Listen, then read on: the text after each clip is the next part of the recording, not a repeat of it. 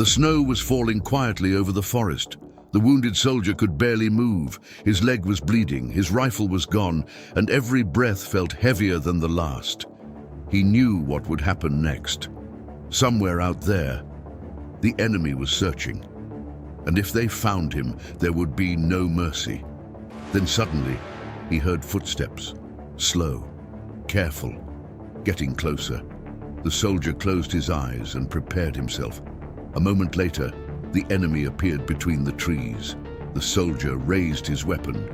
He aimed, and for a few seconds, the two men simply stared at each other. The trigger was right there.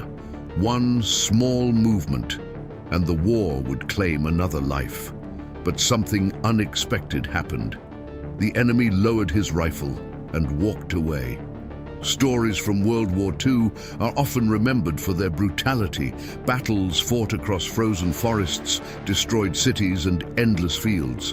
But sometimes, in the middle of chaos, something unexpected happens. Moments where soldiers are forced to make decisions that go beyond orders. Moments where survival, fear and humanity collide. This is the story of one of those moments. A moment when a soldier had every reason to pull the trigger and chose not to. It was the winter of 1944. The war in Europe had already taken millions of lives. Entire cities were reduced to rubble, and soldiers on both sides were exhausted after years of brutal fighting. In a remote forest somewhere along the Eastern Front, a small group of soldiers had become separated from their unit during a fierce battle. Gunfire echoed through the trees, explosions shook the frozen ground, and within minutes, the battlefield dissolved into chaos. One of the soldiers was hit while trying to retreat. A bullet tore through his leg, knocking him to the ground.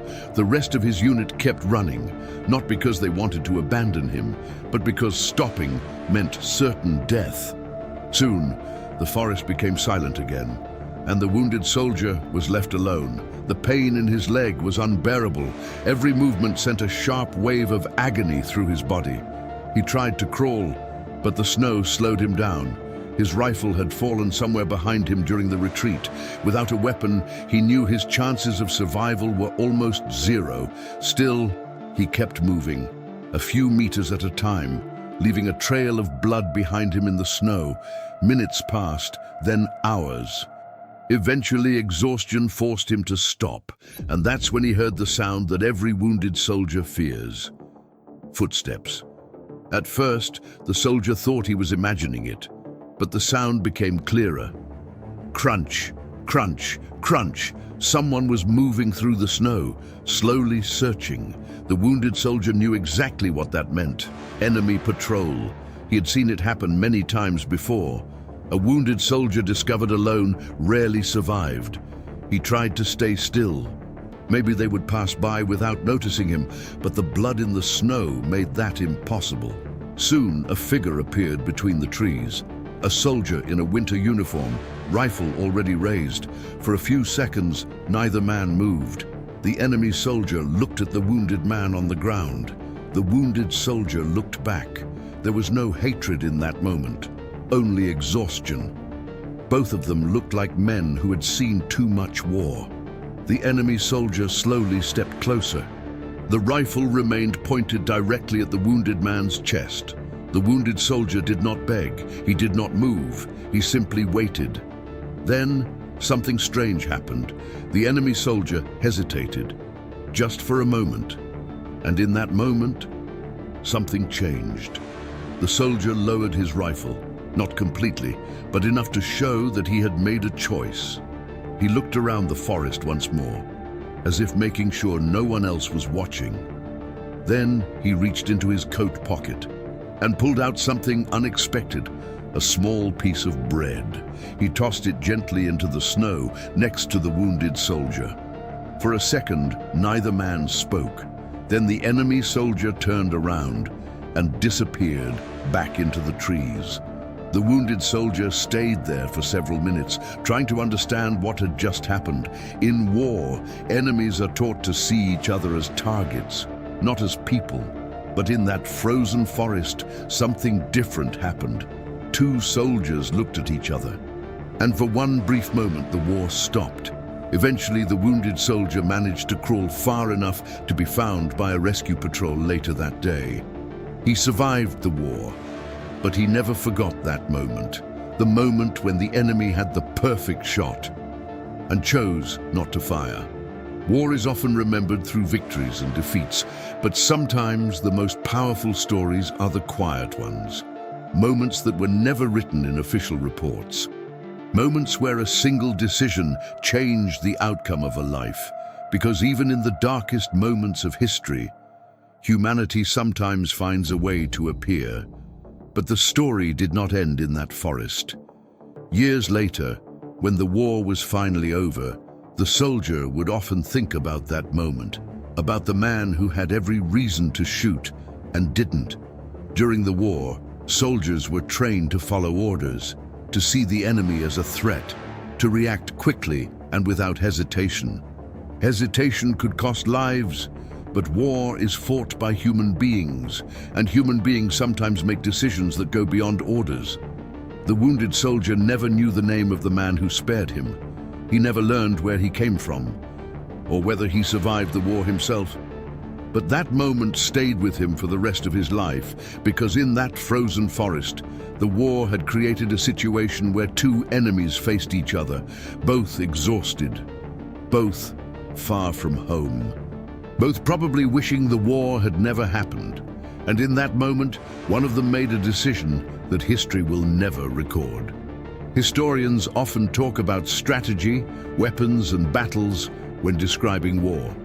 But soldiers often remember something different.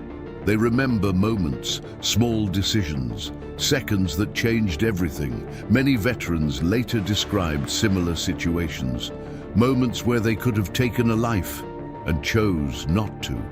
Not because they forgot they were at war, but because for a brief second, they saw the other person not as an enemy, but as another human being. War tries to remove that feeling. Training teaches soldiers to react quickly, to follow commands, to see the battlefield as a place where hesitation is dangerous.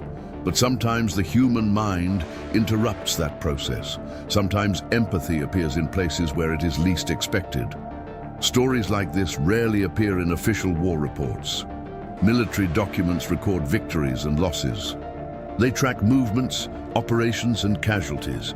But they almost never record moments of mercy, moments where someone chose not to fire.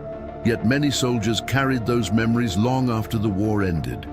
For some, those moments became proof that even during the worst conflict in human history, humanity still existed. The soldier who survived that encounter would later say something interesting. He said that in those few seconds, both men probably understood something without speaking. They were both tired of the war, tired of the killing, tired of seeing friends disappear on the battlefield. And maybe, just maybe, the man holding the rifle decided that one more death would change nothing. We often think of courage as charging into danger, running toward gunfire, fighting the enemy without fear. But sometimes courage looks very different. Sometimes courage is choosing not to do something, choosing to break the pattern of violence, choosing to see another person as human. In war, those choices are incredibly rare, and that is why stories like this are remembered, because in the middle of destruction, one person made a decision that saved a life. World War II was one of the most devastating conflicts in human history. Millions of lives were lost, entire cities were destroyed, and countless stories disappeared with the people who lived them. But every once in a while, a story survives. A story that reminds us that even in the darkest moments of history, something unexpected can happen. A moment of hesitation, a moment of mercy, a moment where a soldier looked at the enemy and decided that the war had already taken enough.